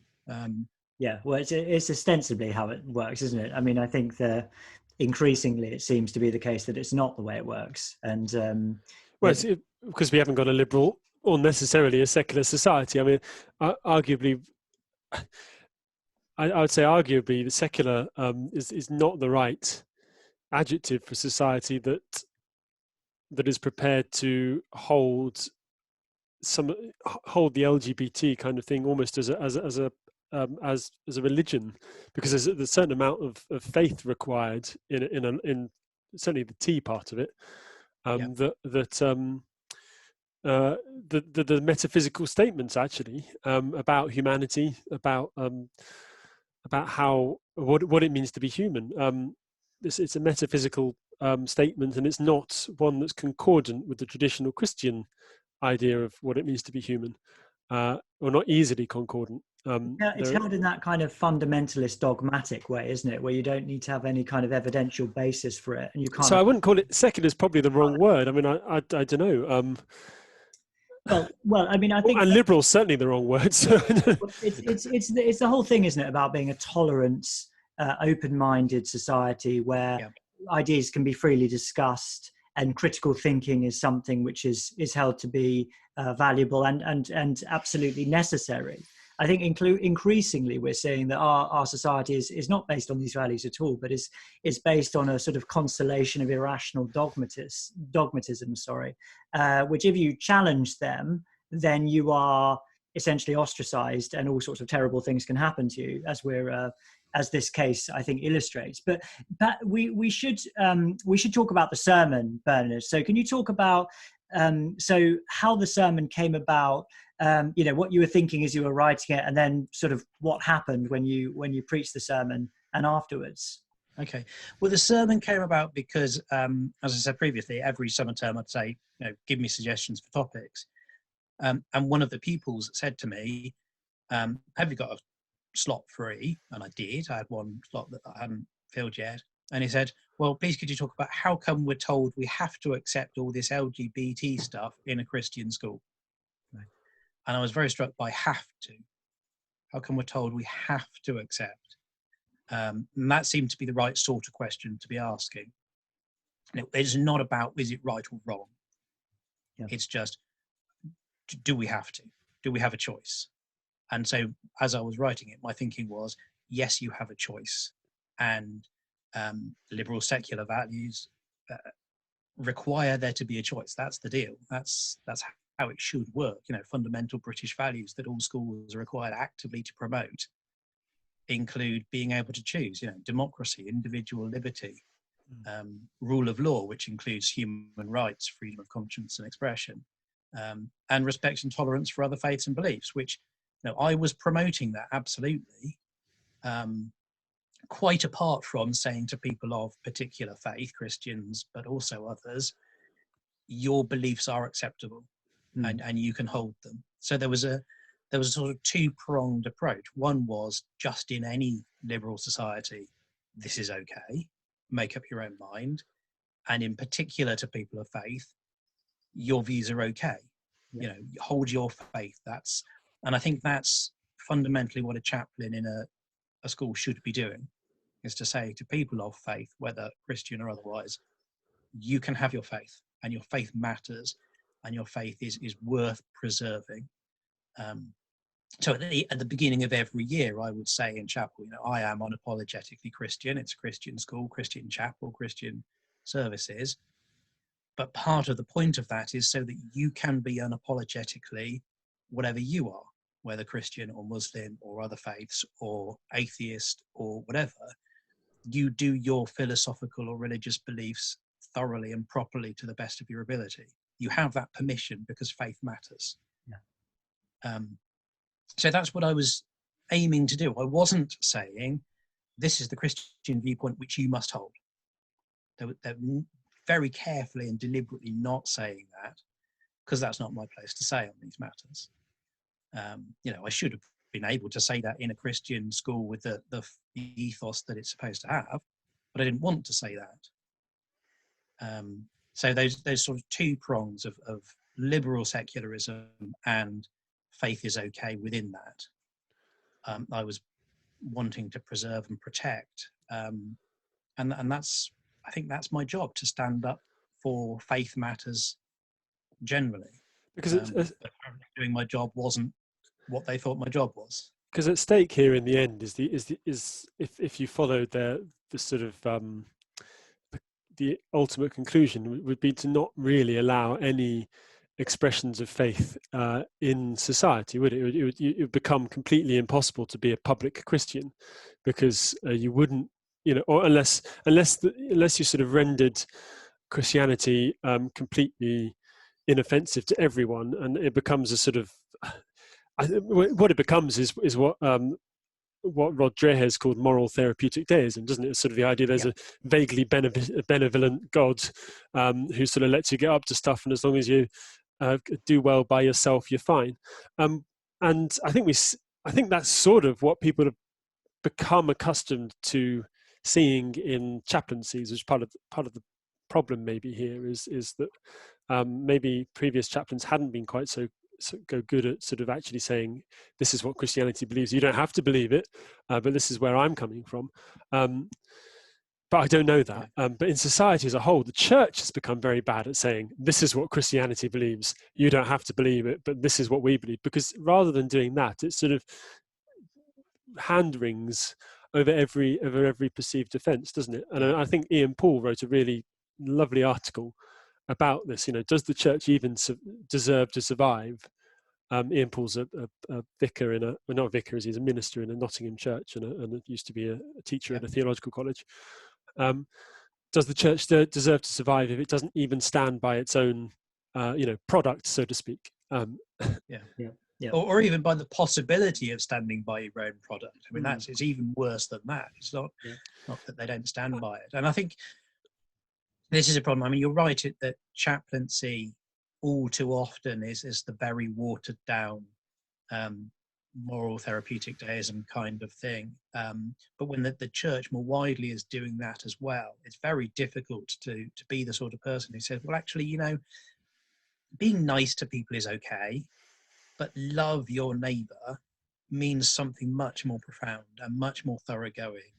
And sometimes loving your neighbour means criticising your neighbour, or saying to your neighbour, the way you're doing things has some real problems with it. When a parent loves a child, it's not about being nice to that child.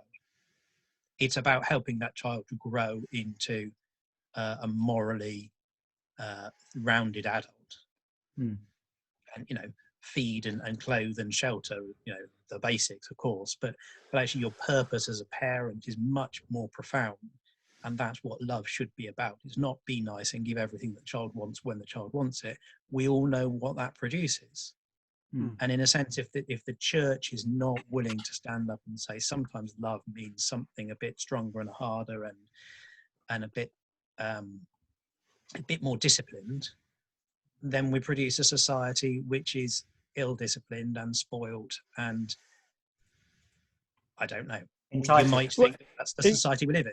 Incoherent. I mean, as you point out, a lot of the tenets behind this sort of crudely thrown together alliance of LGB and T, they don't actually, they're allowed to exist by society and celebrated, but no one seems to be allowed to say, but hang on a second, why are we saying that orientation is fixed and immutable, but gender isn't, or et cetera, do these, we're getting to a point where we cannot question them in love, and you're ending up with people having to hold sort of either positions which are so shallow that they just sort of rely on basically not thinking about, again, humanity, who we are, what we believe, or positions that are sort of incoherent internally and then get upset if you point it out. I don't know. I guess we're just Douglas Murray does quite a lot of good stuff on that, like analysing the different letters and how they interact with each other. But Bernard, I'm sure people who don't know your story will be wondering what happens after you preach this sermon. Could you tell us? Could you sort of update us on that part of the story, and then where you're at now? That'd be great. So after that sermon, which I delivered a couple of times to different parts of the school because the chapel's not big enough for everybody, I was brought in by the deputy head and the school's safeguarding lead, and it certainly felt like an interrogation to me. Why have you done this? What's your problem? We're not caring about truth. We're not caring about sort of religious beliefs. What we want to know is why have you done this? Because what matters is how people feel. And the they were unwilling to discuss what I'd actually said. It was assumed that I had done something wrong, and looking at the sort of notes they produced afterwards, one of the things was, well, he's shown no remorse. But what was I supposed to be remorseful about exactly? And they never really were able to explain that. So that happened on the Monday following. On the Tuesday, I was called into the head's office and suspended with a view to disciplinary action. Wow. And the disciplinary process followed. Bernard, can I ask, do you live in the school, or were you living in the school at that point? No, fortunately, so we live outside the school, so that's something at least. Yeah. So the sermon was sort of last week or so, June, disciplinary hearing in July, and sacked in August for gross misconduct. This in 2019? Yes, that's right. Wow. So sacked a couple of months later. Yep. For gross misconduct, willful refusal and neglect of duty, for not supporting the Educate and Celebrate programme, and for not following the advice of staff, though what this advice was meant to be was never really completely clear, and why I should follow the advice of a colleague who is not my manager, or even, to be frank, why should I follow the advice of my line manager if he doesn't know what he's talking about? That's a tricky question. Yeah. That, as the school's expert on these matters, employed to be in the advert for the poster, parish priest to the whole school community,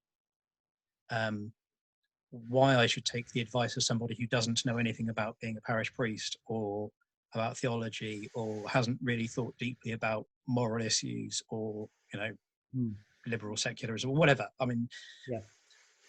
So there's sort of questions there about. It felt like these were just excuses, really, to say you're not in favour of the school's position on this. So that neglect of duty, causing offence, and risking bringing the school into disrepute. Right. And so I appealed, and at the end of September I was reinstated by the governors with a final written warning. And the grounds for the written warning were that I caused offence, that I'd ignored warnings, which is different to not following advice, and I'm not quite sure what they meant by that. They never explained. And again, risk bringing the school into disrepute, and given a long list of 20 management measures to follow. Not speaking for more than 5 minutes in chapel, not discussing any topic anywhere in the school that might cause offence to anybody, and making sure that I valued and nurtured all gender identities, sexual orientations, and beliefs, which presumably includes nurturing beliefs in chapel of Muslims, and beliefs of atheists, and beliefs of fascists and homophobes and racists, and pedophiles, and yeah, absolutely. And so it was incoherent as written. And I did try to say, what does this actually mean? Yeah. And the answer I got was, the meaning is clear. And I think the clear meaning is, you will follow the line that the school takes from Educate and Celebrate. You will not be Christian on this matter, or you certainly won't take the line of the Church of England. Yeah. And so that was the September. Sorry, go on. How did you respond to those guidelines? Did you make some attempt to operate within them, or what happened? Well, I did. To some extent, it was a case of, you will not talk to anybody about anything. So I had to pull back from talking to people. Yeah. Which is not good, basically stopping me doing my job properly. But that was very clear that they didn't want me engaging with people. And so they got back into school in the October. They refused to give me my teaching timetable back. They said that that it'd been reallocated to other teachers, and it would disrupt the pupils' learning to change again. Though I would have thought when a teacher has been off on maternity leave, they would give that teacher the timetable back, I would have thought. So pretty lame excuse. And then furlough happened with the lockdown. So I was furloughed, despite obviously lockdown time of national crisis being an occasion when moral and spiritual input might be desirable. So were you furloughed even when the school was allowed to open then? So then when the school reopened in September, I was kept on furlough. Right. And then in the October, they'd started a process to consult about changing my contract from full-time to 7 hours a week, term time only, which was clearly designed to be an offer you can't accept. Furlough, the original furlough scheme ended at the end of October, and they said to me, we're having this consultation about changing your hours. So if you don't want to come into school, that's fine. We'll respect your wishes. But if you want to come into school, that's also fine. So I said, well, I'll come into school. I'll get on with work. So I went in for I think the 2nd and 3rd of November, the Monday, Tuesday. And at the end of Tuesday, they said, we've decided to change the restructuring to a complete redundancy, and there's no work for you to do, so go home. Right. So the fact that I was preparing to do chapel services, they said, you can't do chapel services because the executive committee hasn't signed off on restarting chapel services. Right. That's despite the fact that they knew I was coming back in November and would be expecting to do chapel services. So why did they not, in one of their meetings, just say, oh yes, chapel's restarting because the chaplain's coming back from furlough? They didn't know the furlough scheme was going to be extended. So it's pretty transparently, they didn't want me. So then they made me completely redundant, didn't allow me to work during the notice period. And that's where we are now. Yeah.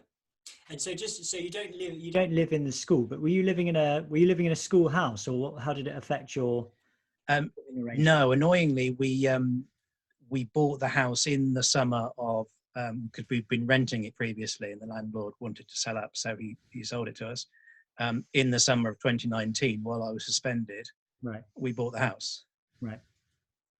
So that's not great timing. And you're still there now? And we're still here now, yeah. Yeah, okay. Yeah. And so then what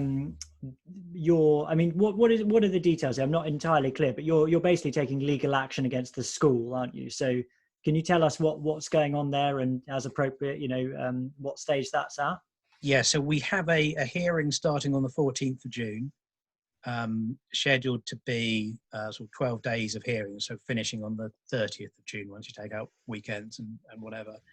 And that will be at the Employment Tribunal for discrimination, harassment, indirect discrimination, and that we're also looking to include victimisation and unfair dismissal, though there are some legal technicalities about whether that's going to be heard in June or possibly at some later date or whatever. So I'm not quite sure how that's going to work out at this point, but certainly the discrimination case will be going ahead. So on the face of it, the chaplain of a Christian school is suing the school for anti-Christian discrimination.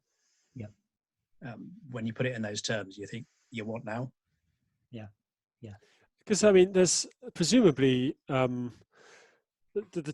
there's issues with the charter of the school, aren't there, as well? So if they're actually no longer following their school's charter, are there problems for them there, or is there anything there going on? Because what does the charter say about the Christian nature of the school well, the school's sort of governing documents, the memorandum and articles of association, as they're called, because it's a charitable company. Mm-hmm. They say that the purpose of the school is the education of boys and girls in England and Wales in accordance with the Protestant and evangelical principles of the Church of England. And I think it's fairly clear to see that that's not exactly happening. No. The articles of association also say that the head must accept and be in a full agreement with the Protestant and evangelical principles of the Church of England, and I'm afraid it's very clear that he's not. And also that the doctrine of the Church of England must be taught in the school. And with me there, no one else is doing it. Without me there, no one else is doing it. So they're not doing that either. So at some point there will be contact with the Charity Commission, who will govern these things, to say, please will you investigate? That's not happened just yet, but I'm sure that's coming. Yeah, well, that sounds like something that they need to think about carefully, don't they? And in terms of the redundancies, so that they're therefore not going to have a chaplain's post going forward, because they would have to, in order to make a post redundant, they have to actually, you can't use redundancy as a way of dismissing someone. You have to make that post redundant. You cannot employ anyone as a chaplain. So presumably they've just sort of tossed that as part of the ethos of the school, then, have they? Or yes, I think they could re-employ a chaplain in future once the financial position improves, because they're claiming that because of COVID the financial position was such that they needed to make cuts. But given that chaplaincy and the Christian values are sort of central to what the school does, that was an odd decision to make, even if it hadn't been clearly a personal thing. For the time being, they have various members of staff occasionally doing faith talks, which doesn't really meet any expectation at all, as far as I can see. One of the things, because I was away from school in that September and into October, when I got back, I got very nice welcome from a number of members of staff and pupils, and several pupils commented along the lines of, "Oh, it's good to have you back, sir. Chapel will be interesting again now." Because I was making them think rather than just saying, "Oh, be nice to each other."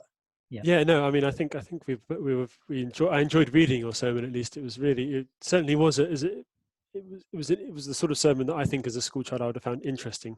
It didn't patronize, it didn't proletize, it asked people to be considerate and to consider, which I think is what education's about, isn't it? Yeah. So, Dr. Bernard, can I ask, I'm interested in, I suppose, I mean, obviously I'm very, very sympathetic to your story and everything like that, but what's the motivation in taking legal action against the school? What do you hope to, best case scenario, what do you hope to come out of this this action that you're taking? Where do you see it leading in in the best possible world? In a best possible world, I think it leads to society waking up to the way the ideological basis of some of these LGBT activists work, sort of queer theory and the sort of critical theories behind that. And we get a legal victory, which makes it much easier in the future for other people to stand up and say, "I don't accept this ideology. You don't have to accept this ideology. We can be different." That's the ultimate ideal scenario. Maybe in a perfect world, I win this case and then the school appeals and they keep appealing and it goes to the Supreme Court and the Supreme Court says, well, no, obviously in a liberal society you have freedom of religion. And that's important, and that establishes a strong precedent for other people to rely on. I think if I only thought that this was going to affect me, I wouldn't have gone through the legal proceedings, because it's not an easy thing to do. It comes at a cost, and the temptation then would be to think, or the inclination rather, would be, well, turn the other cheek, just get on with it. You've been hit hard, but such is life. But actually it impacts on other people too. It's not just me who's affected by this. It affects staff and pupils of faith at Trent College, and it affects people at other schools. And actually the response I've had to the story going public has indicated just how many people out there are feeling similar things to what I was objecting to as problems. And I kind of hope that if because I don't think that Trent College is alone in being a school with religious foundation that has lost that founding sort of charter. I think actually there's plenty of far more overtly religious schools, Church of England schools indeed, that have lost that. And maybe my hope would be that that some sort of ruling against that would disincline people to go in and do that to schools, because in the end, every school has a right to be to follow, needs to follow its charter. There's no point in having one if you're not going to follow it, is there? Yeah, that's right. And And also, the Church of England to be a bit more willing to say, look, we do actually think we've got something valuable and worthwhile here, and we want to share it openly and honestly and with integrity, rather than sort of stepping back and being a bit, oh, well, take it or leave it. We'll take it or leave it. You can take it or leave it. That isn't really what any church ought to be doing. I think that's sort of Ian Paul's question about whether the church deserves to survive. If the church can't itself commend itself, no one else is going to. Well, it's worrying with the living in love and faith kind of material out there, and Ian Paul does kind of refer to this tangentially, which is, for those of you who are not Church of England listeners, is the material the church has produced on trying to think through some of these issues, and it's produced a lot of sort of case studies and various things of coming at this issue from a lot of different positions. But if the Church of England is in the end unable to even stand up for the traditionalist one, which is represented in Living in Love and Faith, then a sort of outcome of all this thinking is almost preordained, isn't it? Why bother kind of engaging with it from an orthodox point of view if the church's hierarchy has pretty much made their minds up, but just can't think of a way of telling half of the church, which would very much disagree with that's the case. No, I don't think that's what it is, Tom. I think it's that there are different views within the church, all from top to bottom, aren't there? And they're trying to find some kind of way of reconciling and synthesizing that fundamental problem that exists within the Church of England, of these different traditions in inverted commas that we're all so familiar with. But Bernard, yeah, I mean, I did want to ask you a bit about the church. So maybe I can ask this as sort of two questions in one. But I'm wondering now what your sort of what your status is in the church, if you like, what your kind of, I don't know if prospects is the right word, but what's your status as a priest in the Church of England now? And also, just obviously whatever you're comfortable sharing, but what's been the church's role in this? How has the church responded? So maybe you could give us some idea of that. Yeah, I mean, as for my status, my license to minister was attached to the school. Right. So I am no longer licensed, so I'm in limbo. And it looks as if the bishop is not willing to make any move on that until the outcome from the tribunal, which is less than satisfactory, given that could take a very long time. If they don't give judgment at the end of the hearing, they could reserve judgment, and it could be months before a ruling is produced. So that's not terribly good. So at the moment, I can't do anything. I can't lead a service. I can't preach. Nothing is possible to me currently. So that's not brilliant. As for the sort of church more generally in getting involved or being part of it, when it sort of originally arose, I spoke to the Archdeacon to let him know what had happened, because I thought that was the appropriate thing to do. And he basically said, well, this is an internal matter for the school. We won't get involved. Which I can understand to a point, but it's not exactly brilliant when you can't even have someone just quietly say to the school, actually, the things he was saying were Church of England teachings and respectable in that sense, and do be aware of that at least. And since then, there has been no help from anybody. And when the story became public and the sort of archbishops and Bishop of Derby were challenged to make some show of public support, they declined that opportunity.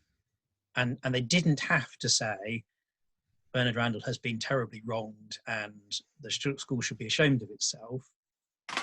They could perfectly well have said, well, obviously there are details to the case and we won't comment on those, but the principle of freedom of religion, the principle that Christian ministers should be able to say this is Christian teaching, that should have been straightforward, I think. Yeah. And wasn't. They didn't take that opportunity, which let's say I'm disappointed, and perhaps leave it at a mild word like that. Yeah, well, I mean, I don't think there needs to be much more commentary on that, does there? I mean, it's quite clear.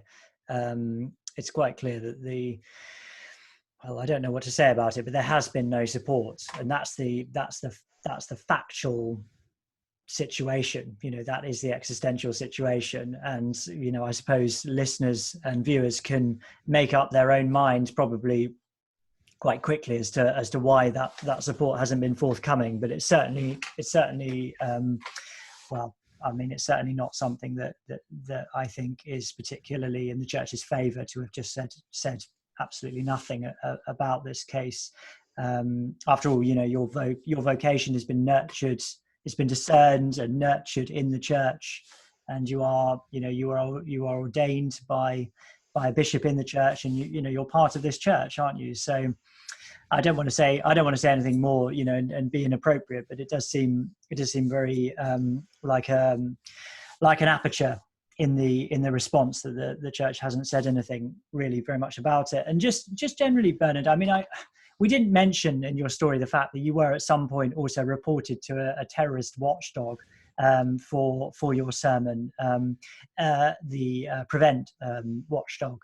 But I remember reading about that and reading your statement as well, and about how much trauma that particular aspect of things caused you, and how much of a relief it was when you realized you were no longer being investigated by the terrorist watchdog, and just all the other things that have happened in this story, the way that the way that you've been treated as a result of basically doing your job, what you were supposed to be doing. Now you're in limbo, waiting for the results of this tribunal. You don't have a license. You don't have a job. Your vocation is essentially paused and in question. I mean, it might be quite a sort of general question, but that must have been extremely taxing on you emotionally and psychologically. Could you give us some idea of what it's been like for you? Yeah, hard, very hard. You know, to read in the sort of documentation you've been sent in preparation for a disciplinary hearing that you were reported to Prevent for you know, violent extremism. I still can't get my head around how anybody for a second thought that what I had said was indicative of extremism, let alone violent extremism. Yeah. And it feels as if actually the extremism, the intolerance is all on the other side.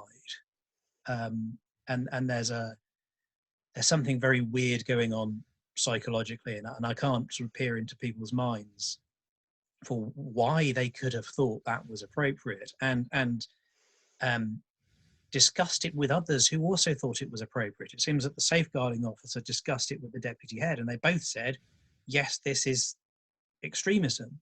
Yeah. In as far as I can tell, a complete ignorance of the teaching of the Church of England. Yeah. Which, as you know, last time I looked, the Church of England is not listed on any terror watch blacklists or anything like that. You know, I think the Church of England, as by law established, is not an extremist organisation, almost by definition. And they seemed to take their own view of things rather than checking facts. You know, it's very easy to check what the Church's position on marriage is. And they just, you know, so you report to someone for extremism without checking your facts. That seems to me an extraordinary thing to do. And so not only is there the fear that you're going to have, you know, MI5 breaking down the front door at 6 o'clock in the morning or whatever they might do, you're dealing with something. I want to put this in a way which doesn't isn't unfair to anybody, but there's a darkness in how that could have happened. There's a mysteriousness, perhaps is a fair word. I cannot fathom how that could possibly have entered into somebody's head. And that's, you know, it's hard to deal with not having a clue about the motivations of the people who are doing something to you. If you have a sense of why they did it, it's much easier to forgive, because you can say, well, actually there were some perfectly sensible reasons, or, you know, that person, because of his or her own previous experience, has reacted in this way, and you can make some sense of it, and by making sense you can either forgive a particular wrong act, or you can forgive, well, that person is just human and we're all human and we all need forgiveness, so you can forgive in particular or in general. If you can't work it out, that's so much harder to do. And I want to forgive, you know, and I keep trying, and you know, I haven't yet got to 70 times 7.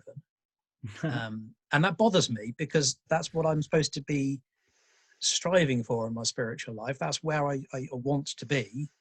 And so I'm torn in two directions. You know, I don't want to be hate-filled, far from it. I want to understand and I want to love, but I find it really hard to be doing that, given the complications and the confusions and whatever. And that's been really hard in the sense of my own spiritual journey. And then there's also the practicalities of now not having a job, and all the stresses and strains that anybody going through a difficult time at work would go through. I've got all of those, plenty of that, and then also the sort of spiritual dimension.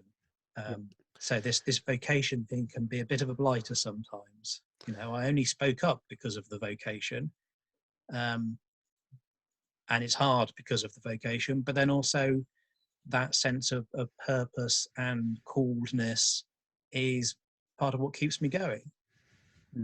Because I trust that I've been put here, and I'm doing ultimately God's will, and at some point further down the line I'll be able to look back and go, yes, that's how he was moving in the situation, that's how he was drawing me into the place he wanted me to be.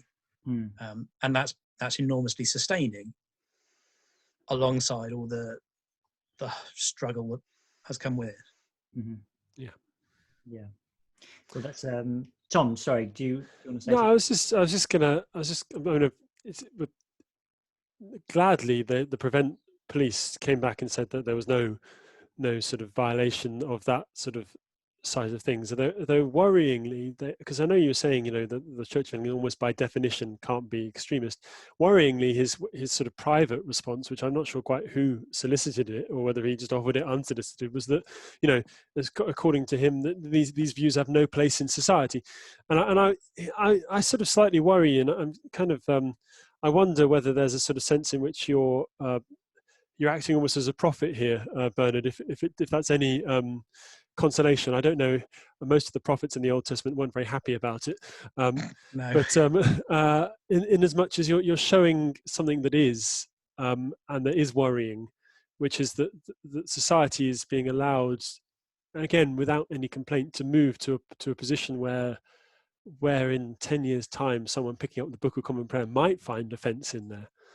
And we should expect them to, maybe, because Paul says that the message of the cross is offensive, and that's why one of the things that sort of made me raise an eyebrow when the school said don't say anything offensive is, well, how can you say anything about Christ then? Because to be told that we are sinful and need forgiveness is going to upset people. Yeah, absolutely. And to say to an atheist God exists might be deemed offensive. To say to a Muslim or to a Jewish people Jesus is the Son of God and died on a cross is profoundly offensive to them. Yeah.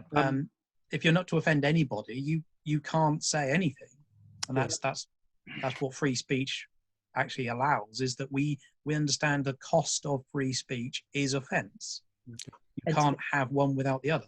Yeah. Tom, I'd also say as well that I know plenty of people who find the Book of Common Prayer extremely offensive already. So, you know, we've been at that stage for hundreds of years, I would say. So I think one more question, because we've gone longer than we said we were going to. If that's all right, Bernard. I wondered sort of two questions in one. I suppose some people might. I mean, personally, myself listening to this, I'm sure Tom feels the same way. I'm sure lots of other people feel this way as well, particularly for people who are in ministry in the church, who are pretty just straightforward. I'm trying to think of a good word to use, but people who have a sort of traditional Christian faith. What would your advice be to those people in the church? And also, do you have a sort of message more generally for the Church of England arising out of your experience? I wonder if you could share your views on that. I think generally the message would be along the lines of, if you have clear views, you need to stand up for them, and not let other people decide what your beliefs are for you. When Luther says, "Here I stand, I can do no other," whether he actually said that or not is a disputed question, but assuming he did, someone said it anyway. "Here I stand" can't be allowed to become, "Here's where you may stand, and we won't let you do any other." Yeah. We have to actually draw the line in the sand for ourselves, as it were, where we think it needs to be, having reflected deeply on scripture and the theological tradition and whatever. And I know different people will draw the line in different places. And I'm absolutely fine with that. That was kind of the point of the sermon, was to say, make up your own mind and then stick by it and respect the fact that others do. And I think that's particularly important for the church as a whole, is to say, we will make up our own minds based on our resources, not on what other people tell us are acceptable resources. And I think one of the lines from scripture which has really struck me, and it comes back to Tom's thing about the prophets, is where there are woes pronounced against the prophets who say peace, peace, when there is no peace. Jeremiah, yeah. And I think we are in an age where actually there is no peace, and it's not the Babylonians about to overwhelm the people. It seems to me a very intolerant ideology that threatens to overwhelm the people, and we need more prophets willing to stand up and say there is no peace. And we may not necessarily agree about what to do about there being no peace, but we have to start by acknowledging the fact on the ground, as it were, that the armies of something that's profoundly non-Christian are at the door. Or perhaps their tanks on the lawn, yes. Yeah. Well, yeah. Yeah, absolutely. Well, I think we should say at that point, thank you so much for joining us, Reverend Dr. Bernard Randall. It's been wonderful to hear your story and to have you on. And I hope we'll be able to follow up with you at some point to see how you're getting on. But you'll be very much in our thoughts and our prayers, and we encourage all our listeners, those of our listeners who do pray, to pray for Dr. Bernard and for his plight. And perhaps it might be appropriate just to finish now with a prayer. I'm wondering, Tom, would you like to pray and finish off the episode? Of course, yes. So let's pray. Heavenly Father, we give thanks for your witness of your Son in this world. At this time of Pentecost, we pray for your Holy Spirit to be upon your church, to be a light to the nations. We pray that those who speak that light, even if they are persecuted, will continue to shine brightly, to be bold in preaching the gospel. We pray for the church that it might know its own mind and let its yes be yes and its no, no. And finally, Lord, we pray for your blessing upon all listeners to this show. Amen. Amen. Amen. Okay, well, that's it for this week. Thank you so much to everyone for listening and for viewing. And as I say, next week I'm away, so no episode next week, but the following week we'll be back with a vengeance. So we'll see you all then. And hopefully with a Daniel as well. Yeah, and hopefully maybe Daniel will have recovered from his migraine. Well, I certainly hope so in 2 weeks' time. So thanks so much, Tom. Thanks so much, Dr. Bernard. And we'll see everyone again next time.